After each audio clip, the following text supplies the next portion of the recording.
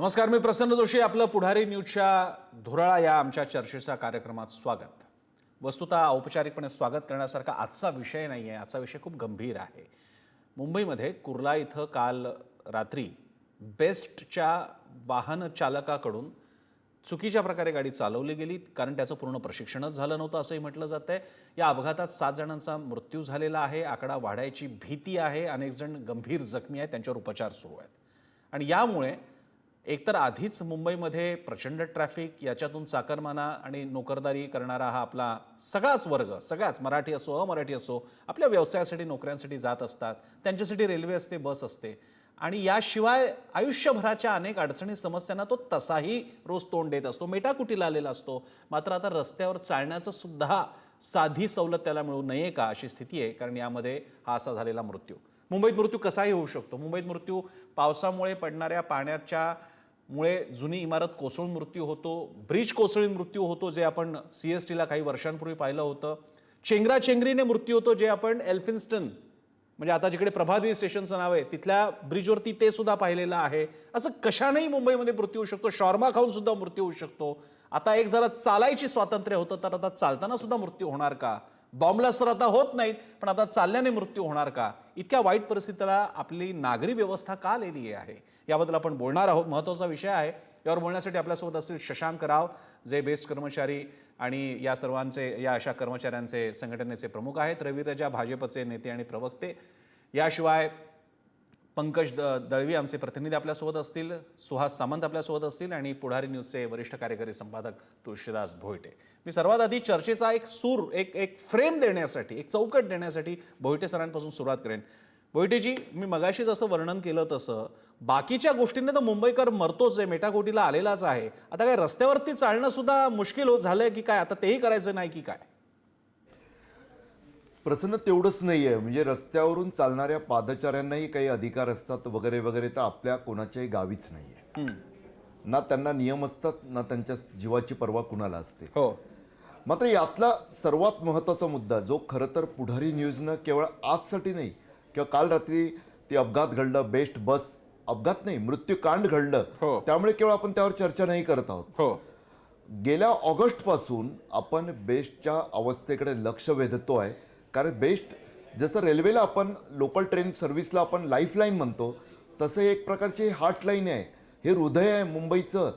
ही best म्हणजे जशी ST बाहेर लालपरी, तशी ते ही खूप जवळची अशी आपली मिनी परी आहे. मात्र घडतंय कसं की सातत्यानं बेस्ट या देशातील सर्वोत्तम अशा सार्वजनिक वाहतूक सेवेचा कसा बोजवारा उडेल, ही बस सेवा, सर्वोत्तम अशी बस सेवा, नावाप्रमाणे बेस्ट असणारी बस सेवा कशी वर्स्ट होईल, याच्याकडेच काही राजकीय नेते, काही राजकीय पक्ष लक्ष देतात आहे की काय, अशी शंका घ्यायला जागा आहे. त्यात महाराष्ट्र इलेक्ट्रिक रेग्युलेटरी ऑथॉरिटी, वीज नियामक मंडळ नावाचं जे एक अस्तित्वात आलं, तिकडून एक सुरुवात झाली. त्यांचा दोष आहे असं नाही म्हणत आहे मी. मात्र बेस्ट कोणतीही या जगातली, हे जबाबदारीनं विधान करतोय मी, की जगातली कोणतीही सार्वजनिक वाहतूक व्यवस्था ही स्वबळावर तशी चालू शकत नाही. कारण थोडं कन्सेशन, थोडं सवलत ठेवावी लागते, सामान्यांसाठी असते. प्रसन्न, खरंय. मात्र या बस सेवेला फायदा व्हावा, कशा पद्धतीने ती चालावी, यासाठी बेस्ट उपक्रमाकडे वीज पुरवठ्याचंही काम होतं. मात्र विजेचा फायदा हा वाहतूक सेवेसाठी वापरायचा नाही, असा एक तुघलकी नियम पुढे आला. कुणीही त्याला विरोध केला नाही. सरकारनंही ते मान्य करून घेतलं. कायदा करून काही तरतूद करावी असं सरकारला वाटलं नाही. खाजगी कंपन्यांना मात्र त्यामुळे रान मोकळं मिळालं. दुसरं असं चाललेलं दिसतंय की खाजगीकरणाचं एक जे पेव फुटलंय. अहो, सामान्यांसाठी बस सेवा कशाला? तुम्हाला काय वडाप करायचंय मुंबईत? वडाप असतं ग्रामीण भागात, त्या गाड्या उलटतात, त्या अवस्थेत मुंबईला पोहोचवायचंय. एक्झॅक्टली. हजारोंचं फ्लीट आज कितीवर आलंय? 3000वर असणाऱ्या बस आता फक्त 1000वर, जर मी चुकत नसेल. शशांक रावजी आपल्या सोबत आहेत, सुहास सामंत आहे, ही ती माणसं आहे. रवी राजा आपल्या सोबत आहेत. म्हणजे 1992 ते 95च्या दरम्यान मी जेव्हा महानगरपालिका कव्हर करायचो, तेव्हा सुद्धा रवी राजा तिथे असायचे. शशांक राव यांचे वडील शरदराव बेस्ट कर्मचाऱ्यांसाठी भांडायचे, लढायचे. सुहास सामंत तेव्हापासून मी नगरसेवक होते, ते स्वतः बेस्ट कमिटीत होते. अनेक प्रकारे ही माणसं कनेक्टेड आहेत. पंकज दळवी आहेत आपल्यासोबत, एक मुंबईकर रिपोर्टर, अभ्यासू. मात्र बेस्ट उपक्रमाचा ज्या पद्धतीनं स्लो पॉइझनिंगनं खरंय. मृत्यू घडवला जातोय प्रसन्न, त्यामुळे आजची चर्चा आहे की माझी बेस्ट हा माझा हक्क आहे मुंबईकर म्हणून, कुणाचे उपकार नाही आहेत, ती जगवलीच पाहिजे. या भावनेतून आजची ही चर्चा कालच्या मृत्यूकांड बेस्ट खरंय. मृत्यूकांडाच्या संदर्भात करायची आहे. आणि याला जोडून एक आपल्या प्रेक्षकांसाठी आणि जे मान्यवर पाहुणे आहेत त्यांच्यासाठी सुद्धा की पुढारी न्यूजने केवळ आता बेस्टची आठवण आली म्हणून आम्ही बोलत नाही आहोत, यापूर्वी सुद्धा बेस्ट वाचली पाहिजे यासाठी अभियान पुढारी न्यूजनं राबवलं आणि मुंबईकरांना त्यासाठी बोलतं सुद्धा केलं होतं. मी आता जातोय रवी राजा यांच्याकडे. त्यांच्याकडे जाण्यापूर्वी मी शशांक राव थोड्याच वेळात येतील. सुहास सामंत आहेत आपल्यासोबत, बेस्ट कामगार सेनेचे उपाध्यक्ष आणि शिवसेना उद्धव ठाकरे पक्षाचे उपनेते. सामंतजी, आत्ता पहिल्यांदा हा जो ड्रायव्हर आहे तो सगळ्यांच्या समोर दिसतो, खलनायक तो आत्ता झालेला आहे. पण त्याचप्रमाणे पुढारी न्यूजने अनेक प्रश्न उपस्थित केलेले, ते या कर्मचाऱ्यांचं प्रशिक्षण, याच्यातला जो एक खलनायक घुसलेला आहे तो म्हणजे कंत्राटीकरण, त्याच्यानंतर या सगळ्यावरती ऑब्झर्व्ह कोण करतं, यांची खरंच एक वाहन चालवण्याची क्षमता झालेली आहे का, रेग्युलर ट्रेनिंग लागतं, ते ट्रेनिंग फॅसिलिटीज, या सगळ्यांबाबतीत आम्हाला सांगा काय स्थिती आहे बेस्टमध्ये.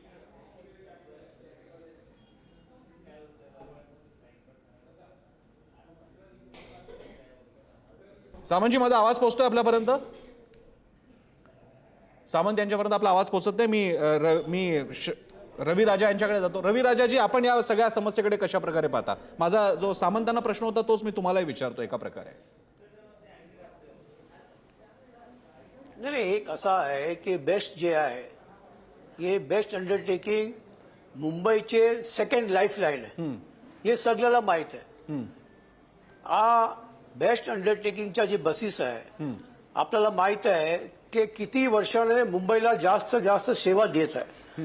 आणि आता जे काल दुर्दैवी जे घटना झालेली आहे, हो, असा घटना कधीही बेस्ट अंडरटेकिंगचे या काळात कधी झाले नाही. बेस्टला 100 वर्ष पूर्ण झालेलं आहे, बट कधी असं घटना झाले नाही.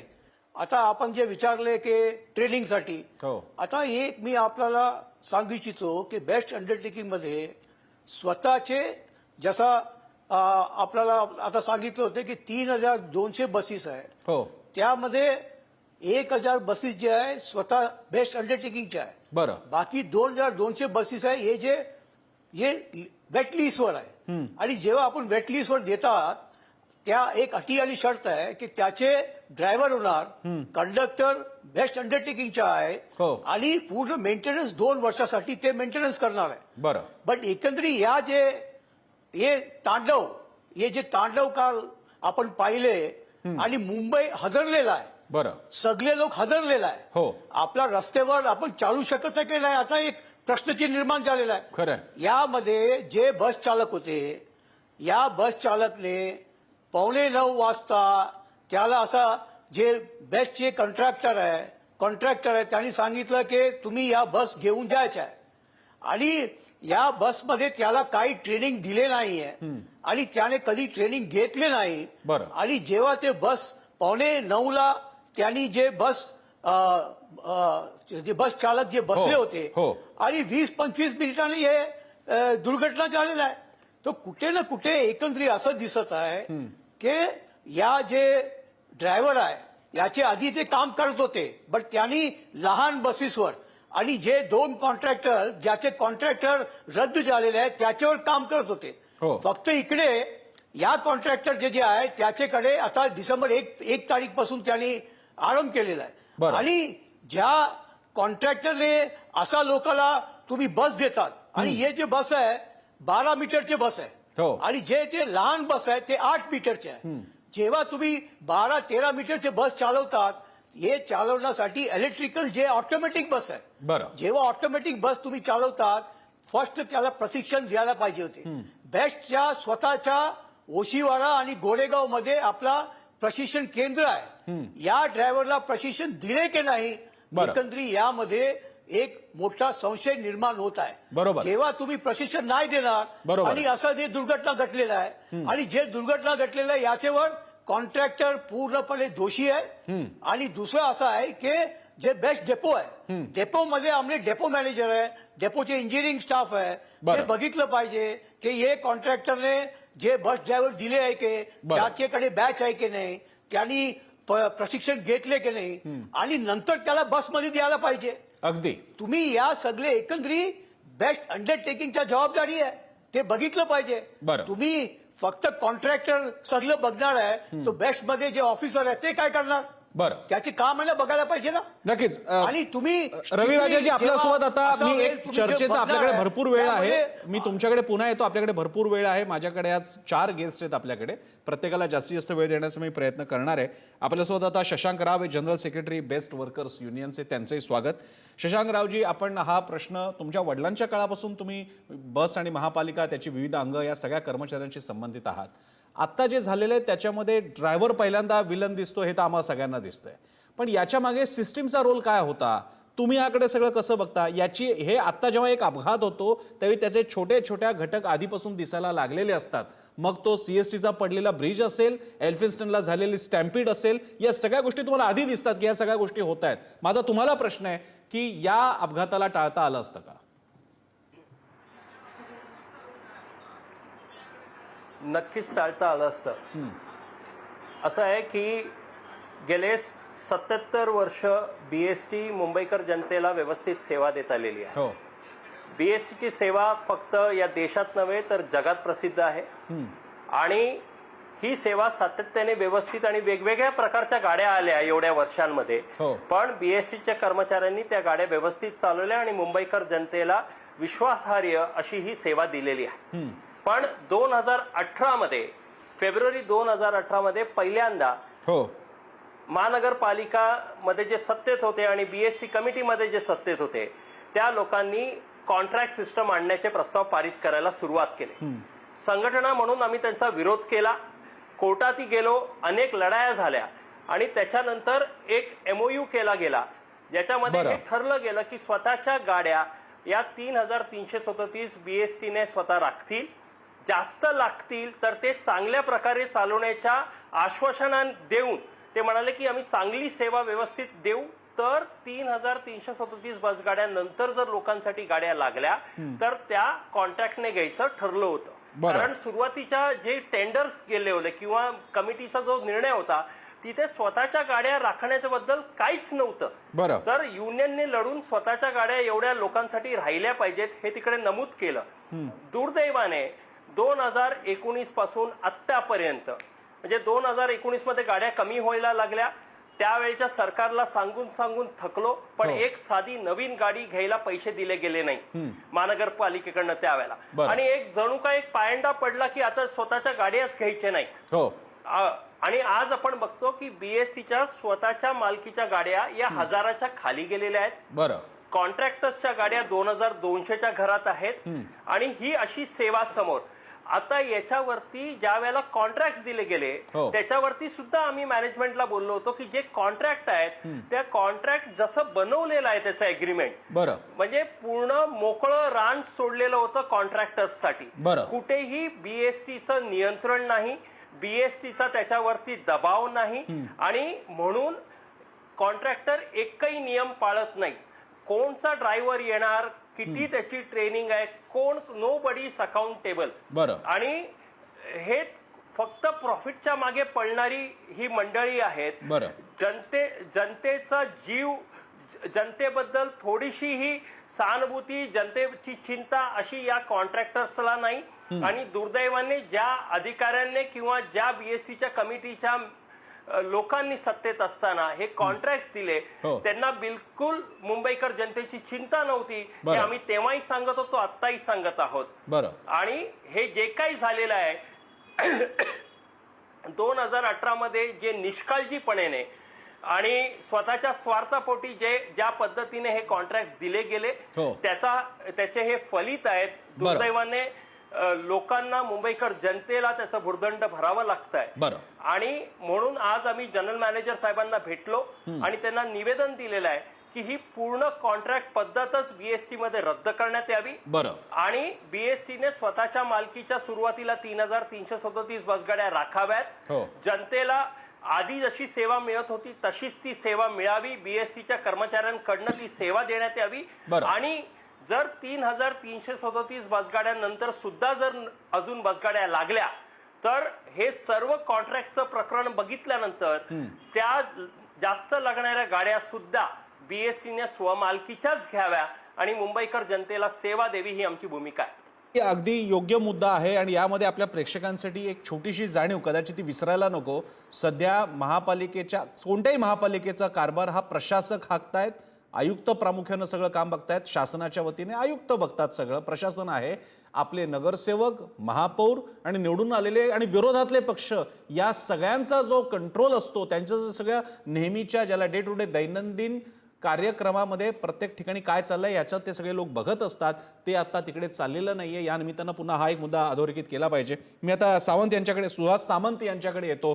ते बेस्ट कामगार सेना उपाध्यक्ष आणि शिवसेना उद्धव बाळासाहेब ठाकरे पक्षाचे उपनेते आहेत. सामंतजी, कामगार बेस्टच्या कामगारांचा एक प्रतिसाद म्हणून तुम्ही याकडे कसं बघाल?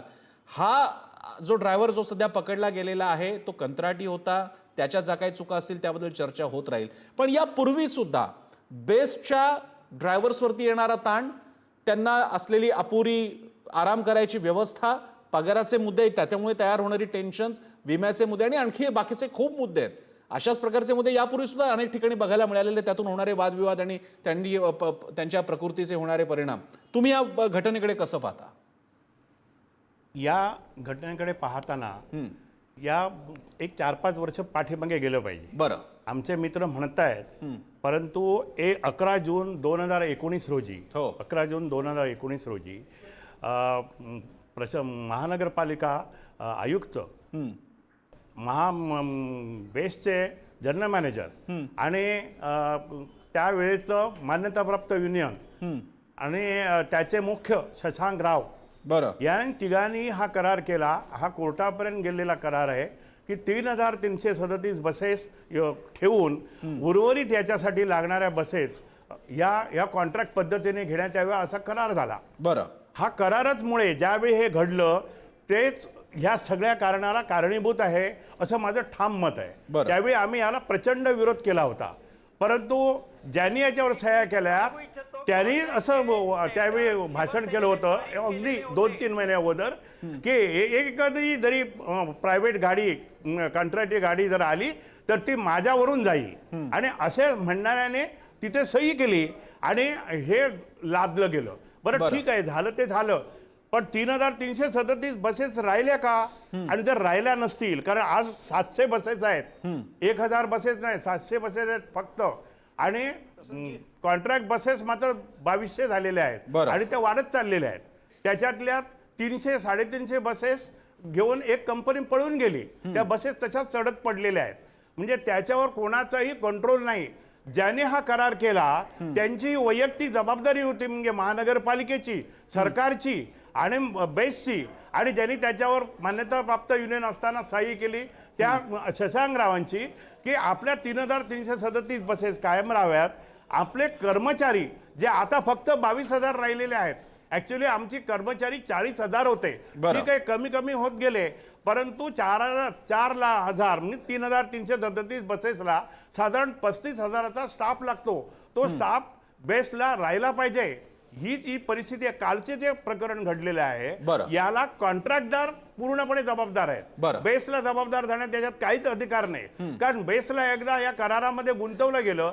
बेस्टने एवढंच पाहिलं की ती गाडी येते, ती गाडी कर्मचाऱ्या यांच्या पॅसेंजरसाठी बाहेर जाते, त्याच्यावर ड्रायव्हर आपला आहे की बेस्टचा आहे.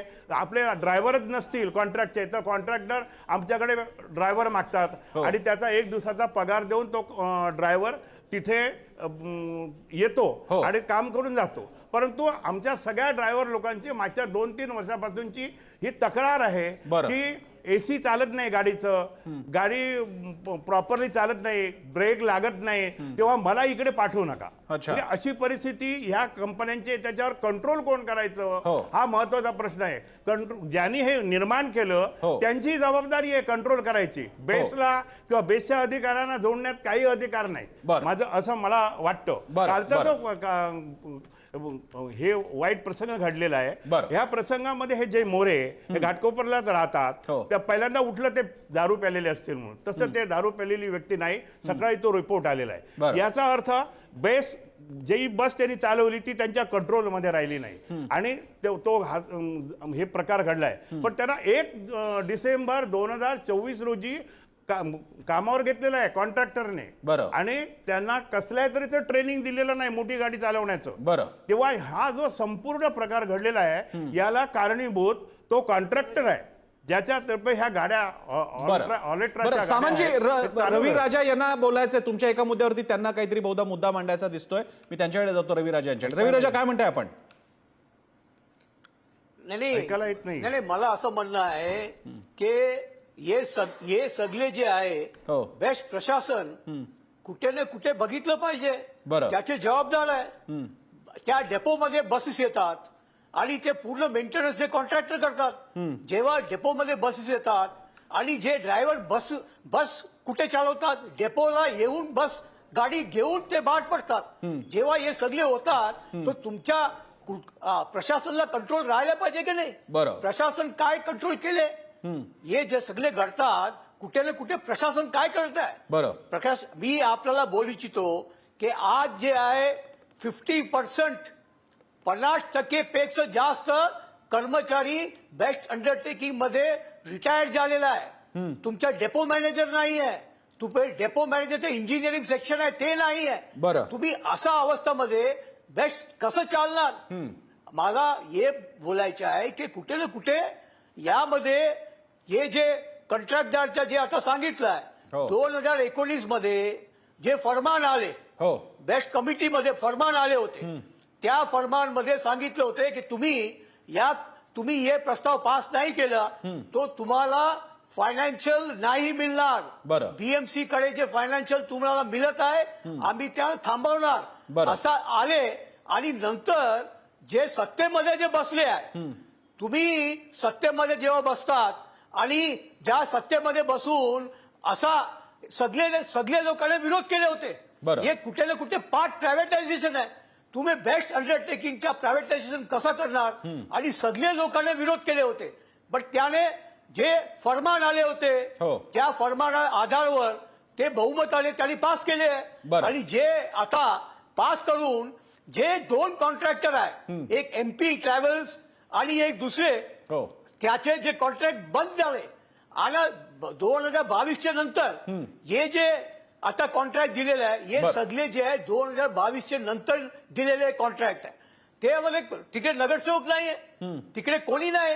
ते सगळे जे आहे GM चालवतात आणि GM बघितलं पाहिजे हो. की तिकडे जे बस ड्रायव्हर आहे त्याला ट्रेनिंग आहे की नाही. हो. आता भीषण अपघात आणि मुंबईमध्ये 7 लोकांचे आता ते रस्त्यामध्ये चालणार की नाही, मार्केटमध्ये जाऊ शकत की नाही, बरं. एक प्रश्न निर्माण झालेला आहे. हो. बेस्ट अंडरटेकिंगला स्वतःचे हे बरोबर आहे. बेस्ट अंडरटेकिंगच्या हे हाऊसमध्ये पास झालेलं आहे. 3300 बसेस स्वतःच्या राहिल्या पाहिजे. हो. आज फक्त 750-800 बसेस आहे. बरं. आणि तुम्ही आता बीएमसीने आजपर्यंत 5,500-6,000 कोटी बेस्टला दिलेला आहे. आणि ते पैसा देऊन काय झालेलं आहे? हे पैसे गेले कुठे? तुम्ही बेस्टला रिफॉर्म करू शकत नाही. आणि आज जे त्यांनी बजेटमध्ये 2,600 कोटीच्या डेफिसिट बजेट GM ला दिलेला आहे. बरं. बेस्ट अंडरटेकिंगला 2,600 कोटीच्या डेफिसिट बजेट, इथे लॉस चाललेला आहे. आता असं आहे की आपण जे म्हणजे रवी राजाजी, तुमच्या बोलण्यातून आणि तुमच्या सगळ्यांच्या बोलण्यातून काही गोष्टी जाणवत आहेत. त्यातले काही गोष्टी बरोबर आहेत. एकांचं म्हणणं आहे की कामगाराला थेट बोलता येत नाहीये त्याच्यावरती, कारण त्याच्यावरती प्रामुख्याने कॉन्ट्रॅक्टर असतो, ही त्याची जबाबदारी आहे. कॉन्ट्रॅक्टरच्या वरती हा निर्णय कंत्राटीकरणाचा कोणी घेतला त्याचा मुद्दा असतो. त्याच्यावरती असतात जनरल मॅनेजर बेसचे, त्यांचा मुद्दा असतो. त्यांच्यावरती महापालिका असते, त्याच्यावरती सामान्य प्रशासन राज्य शासन सुद्धा असतं. मुळामध्ये कंत्राटीकरण सगळीकडे पसरलेलं आहे. बेस्टचा आज अपघात झाला म्हणून चर्चा होते. बाकीच्याही ठिकाणी अशा प्रकारे कंत्राटी कामगार येत चाललेले आहेत. त्यांचं डेडिकेशन काय? नोकरीवरती असलेल्या माणसाला स्वतःच्या नोकरीची काळजी असते आणि त्याच्याबद्दलच्या भावनात्मक त्याच्याशी जोडणी होऊन जाते, ती कंत्राटी कामगाराची नसते. हा अतिशय गंभीर मुद्दा पुढे चर्चेला येणार आहे. एक छोटासा ब्रेक घेऊयात. ब्रेकच्या नंतर आणखी चर्चा पुढे नेऊया. पाहत रहा पुढारी न्यूज.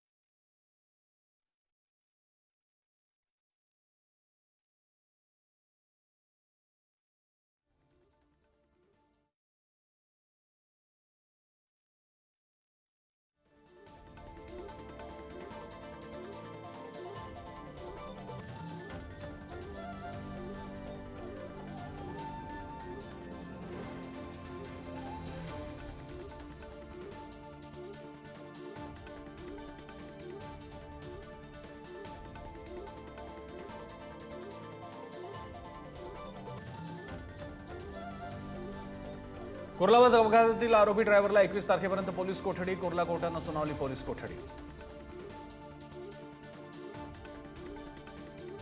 आमदार मंगेश कुडाळकर आणि मुख्यमंत्री सहायता निधी कक्षाचे प्रमुख मंगेश शेवटे यांनी जखमी रुग्णांची आणि त्यांच्या नातेवाईकांची घेतली भेट. रुग्णांवर तातडीने उपचार सुरू.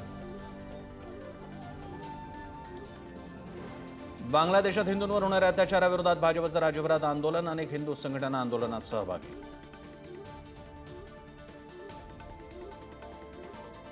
विरोधी पक्षनेतेपदासाठी मवियाची मातोश्रीवर बैठक. भास्कर जाधवांचं नाव पुढे आल्यानं भाजपकडून टाळाटाळ होत असल्याची चर्चा. गोपीचंद पडळकर, सदाभाऊ खोत यांचं मार्करवाडीत जंगी स्वागत. मार्करवाडीतील जनता बॅलेट पेपरवर निवडणूक नको, पडळकरांचं वक्तव्य.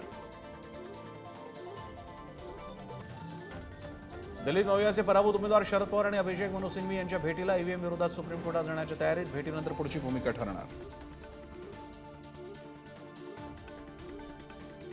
वारकरी संप्रदाय ही ईव्हीएमच्या विरोधात. 13 डिसेंबरला आयोगाला बॅलेट पेपरवर निवडणुका घेण्याचं निवेदन देणार. महानुभाव पंथाचा ईव्हीएमला विरोध.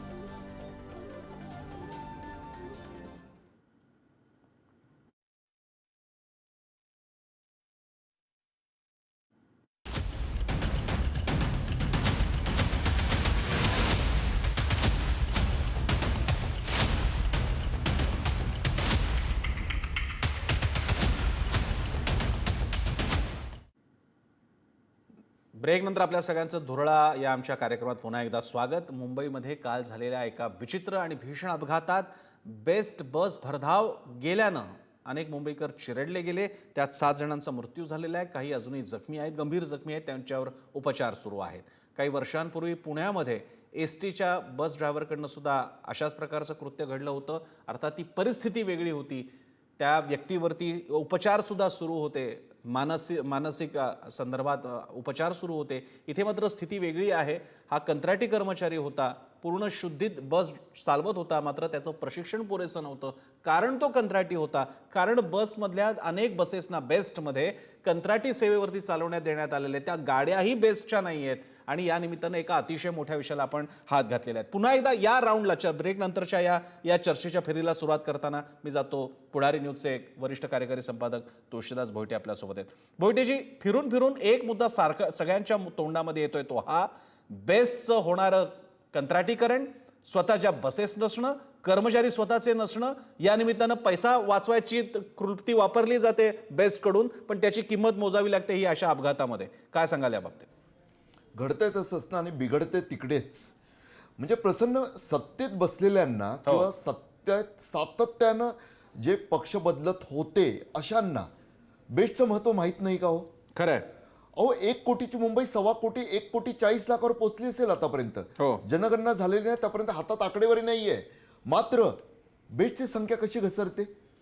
एक सार्वजनिक वाहतूक सेवा, तिला सरकारनं मदतच केली पाहिजे. उपकार नाही करत आहे सरकार, राज्य सरकार. हे कर्तव्य आहे सरकारचं. म्हणजे तुम्ही महाराष्ट्रात एसटी सेवा जशी देता तशी मुंबईत बेस्ट सेवा दिलीच पाहिजे. त्यासाठी राज्य सरकारनं मदत केलीच पाहिजे, केंद्र सरकारनं मदत केलीच पाहिजे. का केली जात नाही ती? माझ्या समोर आकडेवारी आहे, धक्कादायक आकडेवारी. काय सांगते? 2009 आणि 2011ला 935 प्रवासी एका बेस्ट बसमधून प्रवास करायचे. 24-25ला काय झालंय? जवळजवळ 1150 प्रवासी एका बसमध्ये. म्हणजे गुरांसाठी ना, प्रसन्न गुरांसाठी सुद्धा या देशात नियम आहे की रेल्वेच्या एका बोगीतून किंवा एका ट्रक मधून किती गाई म्हैशी नेऊ शकतात, त्याच्यासाठी नियम आहे. मात्र एका बसमधून एका दिवसाला तब्बल 1000वर आकडा गेलाय प्रवाशांचा. वाढत वाढत वाढत, कारण बेस्ट बस कमी होतात आहे. आता शशांकराव, सुहास सामंत, रवी राजा हे अभ्यासूपणे मांडतायत मगाचपासून. एक खूप मोठा मुद्दा जो तुम्ही मांडलात मगाशी, की नगरसेवकांविना अनाथ झालेल्या महानगरपालिकेचा कारभार. आधीच नगरसेवकांना जे कार्यकारी अधिकार नव्हते त्याचा गैरफायदा घेत नोकरशहांनी ज्या पद्धतीनं बेस्ट उपक्रमाची वष्ट वाट लावली. होय, नोकरशहाच यासाठी सर्वाधिक जबाबदार आहे. कारण काही चांगली कामं सुद्धा रोखतात ते नियमांवर बोट ठेवून. नगरसेवकांना मी क्लीन चिट देत नाहीयेत, कामगार नेत्यांनाही नाही देत. त्यांचेही लागेबांधे असतातच असतात, तेही काही प्रमाणात दोषी आहेत. मात्र झालेलं कसं आहे? बेस्टचे बस डेपो प्रायव्हेट बिल्डरला देऊन तिथं कोणी रिडेव्हलपमेंट केलं. तो पैसा गेला कुठे? हो. आणि दिसतंय का इकडे? आत्ताच शशांकराव जेव्हा बोलत होते, सुहास सामंत सांगत होते 750 आले फ्लीट. हो. तुम्ही मान्य केलेलं, कागदावर कबूल केलेलं ना, कामगार नेत्यांसोबत जो करार केला त्यात का नाही पाळला तो? 1 वर्षाच्या आत जर बेस्ट सेवा आपली 0 ओनरशिप कडे गेली तर धक्का बसायला नको, असं आकडे सांगतायत. हो. यावर शशांकराव, सुहास सामंत यांनी अधिक बोलावंच. बरं. हे का घडतंय? तसंच त्या संजय पवारांचा उल्लेख झाला. हो. नाही प्रसन्न, त्यांना मी संशयाचा फायदा म्हणून नाही म्हणत आहे. त्या एका सामान्य चालकाला ज्याचा अनुभव छोट्या गाड्या चालवण्याचा होता, त्याला कोणतंही प्रशिक्षण न देणं, मी चुकत नसेल तर काही महिन्यांचं कठोर प्रशिक्षण दिलं जायचं. माझ्या लहानपणी मला आठवतं, बेस्टची एक वेगळी प्रशिक्षण गाडी, बस गाडी फिरताना दिसायची मुंबईच्या रस्त्यांवर. हो. आता कुठं दिसतं तसं? कुठं प्रशिक्षण दिलं जातं? आणि मग तुम्ही प्रशिक्षण न दिलेल्या 1 डिसेंबरला सेवेत घ्यायचा आणि 10 डिसेंबरला 9 डिसेंबरला तुम्ही मोठ्या बसचा चाकं त्याच्याकडे सोपवायची. हो. आणि अपघात घडल्यावर त्याला खलनायक ठरवायचं. हे खरे खलनायकी धंद्यात या सत्तेत बसलेल्यांच्या आणि नोकरशहांचे. मला असं वाटतं, न्यायबुद्धीनं विचार करून त्या संजय पवारपेक्षा, त्या चालकापेक्षा या नोकरशहांची चौकशी झाली पाहिजे.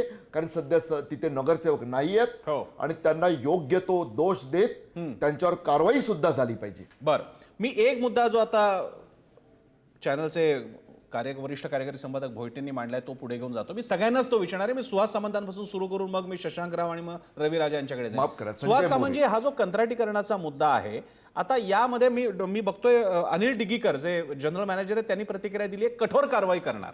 माझ्या लक्षात येत नाही की कंत्राट ज्याला देण्यात आलं त्याच्यावरची कठोर कारवाई म्हणजे ते सस्पेंड करणं आणि नवीन कंत्राटदार देणं. मुद्दा असा आहे की या चर्चेमधून जे सार तुमच्या बोलण्यातून होते ते हे की गाड्या आपल्या पाहिजेत, ड्रायव्हर आपले पाहिजेत आणि जनरल मॅनेजर म्हणतात कठोर कारवाई करणार जो माणूस तुमच्या अखत्यारीतच येत नाही फक्त कंत्राट देण्याच्या पुरता. माझा आपल्याला प्रश्न आहे, मग नेमकी कारवाई कशी होऊ शकते? हे नाटक आहे सगळं. माझं मत कारवाई होणार नाही म्हणून मी पुन्हा पुन्हा सांगतोय, झालं गेलं गंगेला मिळालं. आता 4000 बसेस, 3337 बसेस पुन्हा कशा आणायच्या लवकरात लवकर? हे सेंट्रल गव्हर्नमेंटने, स्टेट गव्हर्नमेंटने, महानगरपालिकेने आणि बेस्टने ठरवलं पाहिजे लवकरात लवकर. आणि कामगारांची संख्या, बेस्टच्या कामगारांची संख्या ज्यांनी कोविडच्या काळामध्ये 2 वर्षामध्ये अख्ख्या जगाला आपलं नाव हे केलं, असे ते कामगार ज्यांची पूर्णपणे आयुष्य हे बेस्टशी निगडीत आहे, अशा कामगारांना कमी करत करत त्यांना 22,000वर आणले. तुम्ही त्यांच्या मुलांना घ्या. या दुसरं हे जे आता कॉन्ट्रॅक्टी कामगार आहेत ना, त्याच्यात अनेक चांगले कामगार आहेत, कमी पगारावर 15 आणि 16,000वर संसार चालवणारे कामगार आहेत, त्यांना घ्या. आणि इमिजिएटली ही बेस ही सर्वसामान्य गरिबांसाठी, मुंबईतल्या जवळजवळ 45 ते 48 लाख लोक ह्या बसवर अवलंबून आहेत. 5 रुपयाचं तिकीट केलंय, चांगलं केलंय, त्याच्यावर अवलंबून आहे. सर्वसामान्य माणसाला टॅक्सी परवडणार नाही, रिक्षा परवडणार नाही, ती तुमची ट्रेनही परवडणार नाही जी नवीन आली होती. तर त्याला हे 5 रुपयाचे हे आपल्या कामावर पोहोचवणे आणि कामावरून परत घरी येण्यासाठी हेच वाहन त्याच्यासाठी अवलंबून आहे. साहेब तुम्हाला सांगतो, 2-3 वर्षापूर्वी ही मी आज 25 वर्ष बेस्टच्या याच्यामध्ये आहे, युनियन चालवतोय. त्यावेळी काळामध्ये तर रात्री अपरात्री मुलीने सांगितलं आईला की आई मला आज कामावर उशीर होतोय, मी येते. तर आई सांगायची, बेटा तू टॅक्सी बिक्सीने येऊ नका बाळ, तू बेस्टच्या बसने ये. एवढा आत्मविश्वास, एवढा विश्वास त्या काळच्या मुंबईच्या नगरीतल्या सगळ्या लोकांना होता. तो विश्वास आज कुठेतरी संपतोय असं मला वाटतं. हा आपण म्हणाल्याप्रमाणे हा कामगार त्याला दोषी आहे असं मला तर वाटत नाही. दुर्दैवाने घडलेलं प्रकार नाही. कामगाराच्या बाबतीत तर आपण पुढे गेलो निघून. आपण कामगाराबद्दल बोलत नाही, आपण व्यवस्थेबद्दल बोलतोय, कंत्राटीकरणाबद्दल बोलतोय. आणि मला रवी राजांना आणि शशांकराव यांना एक प्रश्न विचारायचा आहे, जो सुहास सामंतांशी पण संबंधित आहे, की शेवटी महापालिकेला जबाबदार, महापालिकेचं प्रशासन जबाबदार असतं तिथल्या महापालिकेवरच्या सत्ताधाऱ्यांना. ही सत्ता प्रामुख्याने राहिलेली आहे शिवसेनेची. या मधल्या काळात कंत्राटीकरणाचा मला अजून गंगोत्रीपर्यंत पोहोचत नाही होत. आपण या मुद्द्याच्या कंत्राटीकरणाचे निर्णय कोण घेतं? मोक्याच्या ठिकाणी दादर माहीमला जो तिकडचा चर्च आहे त्याच्या बाजूला एक अतिशय सविस्तर मोठं आगार होतं बेस्टचं, तिकडे उंच इमारती कशा उभ्या राहतात? बरं, राहिल्या तर राहिल्या, त्या पैशाचं नेमकं काय होतं? म्हणजे आम्हाला बेस्टचे सगळे आगार विकून टाकायचे, तिकडे इमारती कॉम्प्लेक्स तयार होत आहेत, मग त्या पैशातून सुद्धा किमान बेस्ट बरी होते का? तर नाही, तिकडे कंत्राटीकरण येते का? तर आम्हाला लोकांना पगार द्यायचे नाही जास्तीचे. मग ह्याच्यातून मार्ग काय? रवी राजांना मी प्रश्न विचारतो. नाही, एक मी आपल्याला सांगू इच्छितो, जसं आपले वरिष्ठ कार्यकारी संपादकने सांगितलंय की राज्य सरकार आणि केंद्र सरकार काय करत आहे. आपल्याला माहित आहे की एक इलेक्ट्रिकल व्हेकल चा कॉस्ट काय? एक इलेक्ट्रिकलच्या व्हेकलचा कॉस्ट 2 कोटी रुपये आहे. त्यामध्ये 50% सबसिडी सेंट्रल गव्हर्नमेंट देतात आणि 35% सबसिडी स्टेट गव्हर्नमेंट देतात आणि फक्त 15% जे आहे ते तुमच्या अंडरटेकिंग देतात. बरं. याला 85% केंद्र आणि राज्य सरकार देतात आणि आपण बोलतात काय मदत होत नाही. 1200 buses electrical buses 1200 electrical buses येणार आहे. तर त्यामध्ये असं सांगायच्या की केंद्र सरकार आणि राज्य सरकार काय करत नाही, हे चुकीची माहिती आहे. तर त्यासाठी मी आपल्याला सांगू इच्छितो. आता हे कॉन्ट्रॅक्टरने काय केले, त्या बसेस या सबसिडीमध्ये घेतले आणि त्याने आपला बीएसटीला वेटलिस्ट मध्ये दिलेला आहे. वेटलिस्ट मध्ये दिलेला आहे आणि त्यामध्ये असं आहे जेव्हा हे प्रस्ताव आले होते, जे सत्तामध्ये शिवसेना होते सगळ्याला माहित आहे आणि त्यामध्ये आम्ही सगळे लोक शिवसेनेच्या कमिटी मेंबर सोबत सगळे बीजेपी आणि मी विरोधी पक्ष नेते होते त्यावेळेला आणि आम्ही विरोध केले होते प्रस्तावचे की तुम्ही प्रायव्हेटायझेशन करू नका आणि एक गंभीर सांगितले होते की बेस्ट अंडरटेकिंगच्या स्वतःच्या बसेस राहायला पाहिजे आणि स्वतःच्या कर्मचारी राहायला पाहिजे. नाही तो एक काम करा, हे बसेस घ्या बट ड्रायव्हर आणि कंडक्टर बेस्ट राहायला पाहिजे असं आम्ही सांगितलंय. बट कोणी ऐकायला तयार नाही आणि जे सत्तेमध्ये होते त्यांनी पास केले. आणि जेव्हा आपल्याला माहित आहे की महानगरपालिकातून फरमान येतात आणि त्यामध्ये हे रिफॉर्म्सच्या फरमान येतात की तुम्ही रिफॉर्म नाही केले तो आम्ही तुम्हाला पैसा देणार नाही, असा हट्ट जे आहे त्यावेळी जे तत्कालीन कमिशनर होते त्यांनी सांगितलंय. हे सगळे रेकॉर्डवर आहे. तो यासाठी हे आता आज आम्ही एक डेलिगेशन घेऊन गेले, बीजेपीचा डेलिगेशन घेऊन गेले, प्रभाकर शिंदे, सुनील गणाचार्य, बाल सिरसाट आणि जीएमला सांगितलं की ताबडतोब हे जे प्रायव्हेट वेटलिस्ट आहे तुम्ही ताबडतोब बंद करा आणि आपण हे जे सेंट्रल गव्हर्नमेंट आणि स्टेट गव्हर्नमेंटच्या माध्यमातून जे सबसिडी आपण बीएसटी स्वतः घ्या आणि ते बस आपण चालू शकत आहे.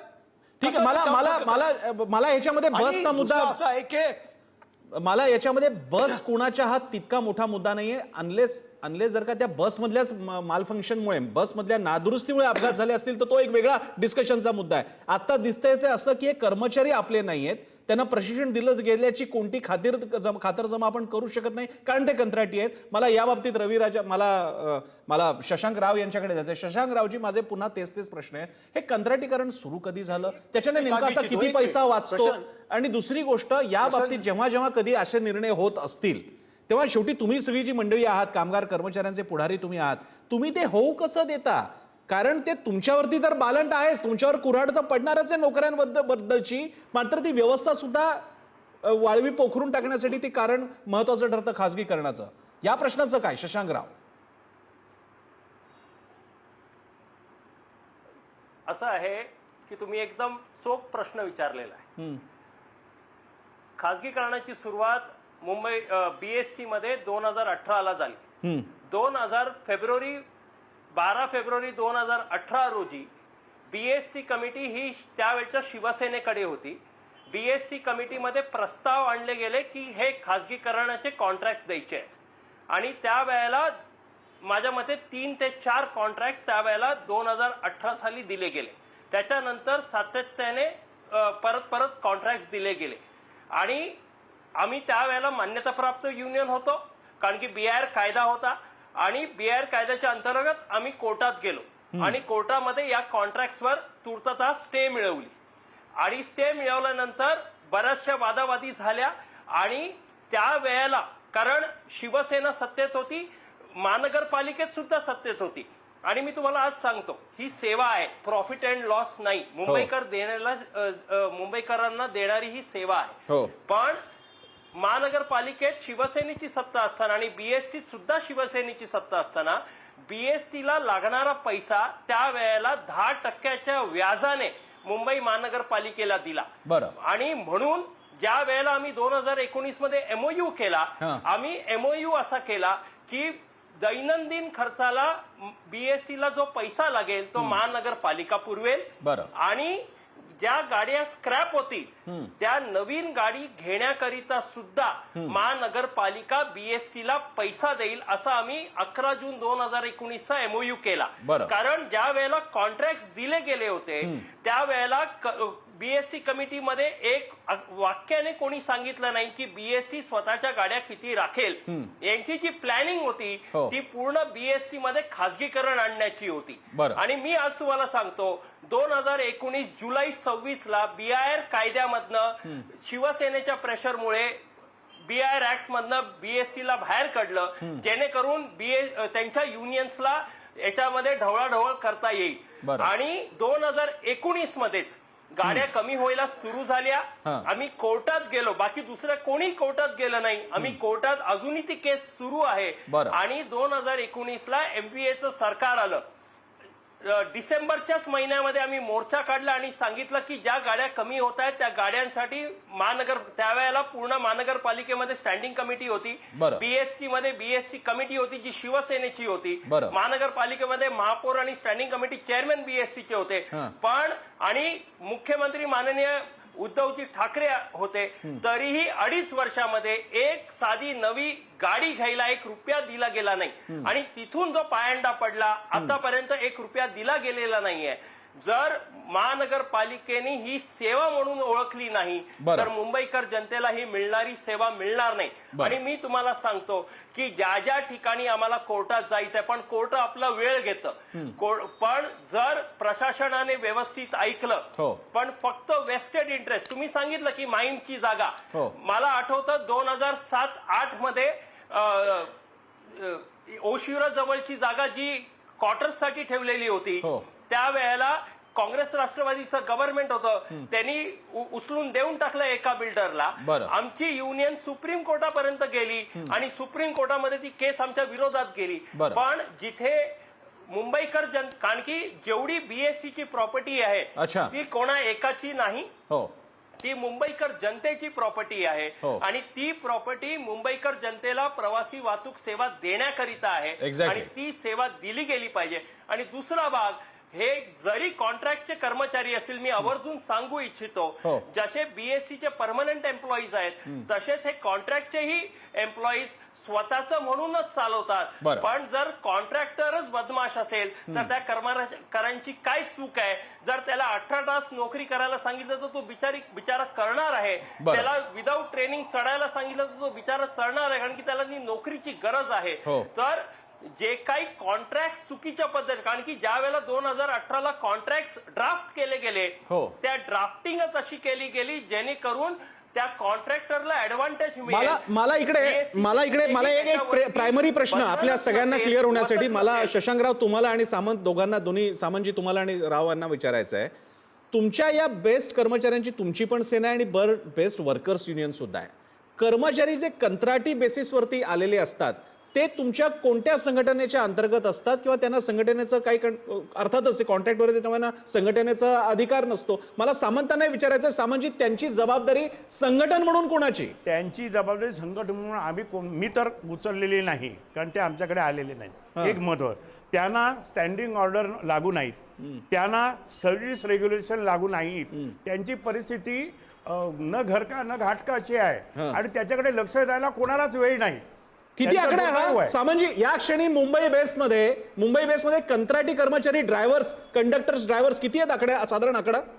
ड्रायव्हर खास करून ड्रायव्हर आणि कंत्राटी कामगारांच्या बद्दल मला तेवढी कल्पना नाही. अंदाजे जवळजवळ 5 ते 6 हजार असतील. 5 ते 6 हजार ड्रायव्हर आहेत मुंबईमध्ये. 5 ते 6 हजार ड्रायव्हर्स, ड्रायव्हर आणि कंडक्टर नाही ड्रायव्हर किती असतील याच्यातले? अनेकदा कंडक्टर ड्रायव्हर दोन्ही स्वयंपाई होत असतील, मला ड्रायव्हर सांगा. त्यांचे ड्रायव्हर परमनंट राहतच नाहीयेत. कोण 4 महिने काम करतो, कोण 2 महिने काम करतो, कोण 5 वर्ष काम करतो. परिस्थिती अशी आहे की कमी पगार असल्यामुळे बरं. ते आपल्या या सर्व्हिसची प्रामाणिकच नाहीत आणि संसार चालत 6,000 नाही म्हणून ड्रायव्हर्स आहेत, नोकरी सोडून. 6,000. हा? 6,000 कंत्राटी ड्रायव्हर्स आहेत 6,000 रविराजाजी. drivers. 6,000 कंत्राटी ड्रायव्हर आहेत. नाही, रविराजांना ते ठाऊक येस असतील, येस पण मी तुम्हाला आज सांगतो आज आज माहित माझा सामंतजी तुम्हाला आणि राव या दोघांना प्रश्न आहे. सामंतजी माझा तुम्हाला पण आहे. 6,000 कंत्राटी ड्रायव्हर जर का नेमले जात असतील तर तुमच्या या कर्मचारी संघटना होऊ कसं देतात? ही माणसं तुमची असली जर का ती नोकरीवर असती तर तुम्ही स्वतःच्या पायावर धोंडा कसा काय पाडून घेतला इतक्या वर्षांमध्ये? सामंतजी, आम्ही त्यावेळी विरोध करत होतो, आताही विरोध करतोय. आताही मी तुम्हाला सांगतोय की जे काय घडलं त्याच्यावर चर्चा न करता याच्यानंतर तरी ह्या सिटीसाठी, मुंबईसाठी 45 लाख लोकांसाठी आपण ही बेस परत आणूया. 4,000 बसेस येऊन दे. कोणी काय केलं याच्यापेक्षा अच्छा. आपल्या बेस सामंतजी तुम्हाला सुद्धा कल्पना आहे, कारण सगळं जुनं बोलायला लागलं की शिवसेनेवरती येणार आणि सगळी 4 दशकं अख्खी शिवसेनाच होती मुंबई महापालिका चालवायला, त्यामुळे ते आणि सोयीचं नाहीये. मी मला भोईटे सरांना प्रश्न विचारायचा आहे. मी मागच्या भोईटेजी 25 वर्ष बेस्ट भोईटेजी समिती- 6,000 मला हा आकडा आता मलाही मी कबूल करतो, अगदी मलाही माहित मलाही नव्हता. ठाऊक नाही. 6,000 मुंबईचे ड्रायव्हर्स हे कंत्राटी आहेत. गॅरंटी नाही यांचं ट्रेनिंग कसं झालेलं आहे, गॅरंटी नाही की ते गाडी कशी चालवणार आहेत, त्यांना किती आराम मिळालेला आहे किंवा नाही, त्यांना पैसा किती मिळतो. मला भोईटे सर आपल्याला विचारायचं आहे, 6,000 ड्रायव्हर्स गाड्या चालवतायत. आपण हे केवळ ही शक्यता कधीही प्रत्यक्षात येऊ नये, हे टाइम बॉम्ब नाही, हे कशावरून? एक लक्षात ठेवलं जे प्रसन्न, की मगाशी मी जे म्हणालो की मी नगरसेवकांना क्लीन चिट देऊ पाहत नाही किंवा कामगार नेते किंवा फक्त नोकरशांवर मी खापर फोडत नाही. हो परंतु जे घडलंय ते सर्वांसमोर आहे ना. म्हणजे कुठून आले व खासगीकरण? हो हे कुठून आले? कंत्राटदारांचे कर्मचारी झाले हे ड्रायव्हर. हो हे झालं कशातून? मगाशी एक रविराजांनी शब्द वापरला की रिफॉर्म आणा असे डिरेक्शन देण्यात आले म्युनिसिपल कॉर्पोरेशन मधून, बरं. महापालिकेतून. आयुक्तांना नेमतं कोण? आयुक्तांना नेमणारं राज्य सरकार, हो त्यांच्यावर वचक ठेवणारं केंद्र सरकार. हो सत्ता कोणाची असो, दिल्ली ते गल्ली, दरवेळी हेच दिसलेलं आहे की मुंबईच्या बाबतीत एक वेगळा काँग्रेस राष्ट्रवादीची राजवट असो, भाजपा शिवसेनेची सत्ता असो, आता जे अनेक सत्ता काळांचा अनुभव सांगितला जातोय, हो. किंवा महानगरपालिकेत वर्षानुवर्ष नाही तर दशकानुदशक असणारी शिवसेनेची सत्ता असो. मुंबईकरांचा अनुभव हाच आहे की त्यांच्याकडे सावत्रपणानंच पाहिलं गेलंय. हे वास्तव नाकारता येत नाही. हा रिफॉर्म शब्द आला म्हणून हो. एका रिपोर्टचा थोडक्यात मी थोडा उल्लेख करतो. अर्बन डिझाईन रिसर्च इन्स्टिट्यूट या एनजीओनं हा रिपोर्ट तयार केलाय. या रिपोर्ट मधलं फक्त 4 वाक्य मी वाचून दाखवतो, जास्त डिटेलमध्ये न जाता. त्यांनी लिहिलेला, the reform package is based on the mistaken idea that best must earn a profit at all cost. काही झालं तरी चालेल, बरं. मात्र बेस्ट उपक्रमानं नफा मिळवलाच पाहिजे, जो काही खर्च होतोय त्यावर. हो. या एका चुकीच्या गृहीतकावर खरंय. या संपूर्ण रिफॉर्मचं अवलंबून आहे, त्याच्यावरच अर्थात, त्याचं धारणा आहे. अर्थात. पुढचं वाक्य, फक्त एक वाक्य. हो However, public transport is an essential service which is subsidized the world over and throughout India. हो अहो जगभर, भारतात सुद्धा. मगाशी मी सुरुवात करताना जे सांगितलं की सार्वजनिक वाहतूक सेवा ही उपकार नाही आहे तुमच्या अर्थव्यवस्थेसाठी, खरंय. तुमच्या एकंदरीत संपूर्ण आर्थिक उलाढालीसाठी. हो. तुम्हाला परवडेल अशी सार्वजनिक वाहतूक सेवा पुरवणं, अगदी. ही तुमचं काम. तुम्ही रेल्वेमध्ये हा नियम लावत नाही. हो एक लक्षात ठेवलं पाहिजे, बेस्ट उपक्रमाचं बजेट हे जोपर्यंत वीज पुरवठ्याचं काम होतं, मूळ मुद्दा तो होता. हो. तिकडं गळ्याला नख लावण्याचे धंदे राजकारण्यांनी सुरू केले, नोकरशाहीकडे त्याची जबाबदारी होती. खरंय. मात्र जे काही आता घडतंय, उगाच रिफॉर्म मनाचा, खूप आव्हानाचा, प्रत्यक्षात सामान्यांचा हक्क डावलायचा, हे जे धंदे आहेत ना, त्यातून बेस्ट उपक्रम आताच्या अवस्थेत पोहोचलाय. हे तिन्ही आपले मान्यवर जे अभ्यासूपणे मांडताय ते प्रत्यक्षात जर आलं आणि नोकरशाहीला यांच्यासारख्यांच्या बोलण्याचं जर महत्त्व कळलं तर मला असं वाटतं खूप काही साध्य. एक छोटासा मुद्दा, की केंद्र सरकार आणि राज्य सरकार काहीच करत नाही असं मी जेव्हा म्हणतो तेव्हा त्याचा अर्थ असा असतो की ते जे देतात अनुदान हे सर्वच विजेवर चालणाऱ्या सध्याच्या नक्कीच. वाहनांना देतात. हो. ते नेमकं कोणाच्या खिशात जात आहे त्याचाही शोध घेतला गेला अगदी. पाहिजे. तर लक्षात येईल हो. की ते कंत्राटदारांचीच भर केली जाते आहे का. हो. माझा मुद्दा हाच आहे की सर्वसामान्यांचा बस प्रवासाचा हक्क आपलं जे अभियान आहे की माझी बेस्ट हो. माझा हक्क त्या प्रवाशांसाठी ते वापरलं जात आहे का, अर्थात. उपयोगात आणलं जातं याचा शोध घेतला जावा, एवढंच.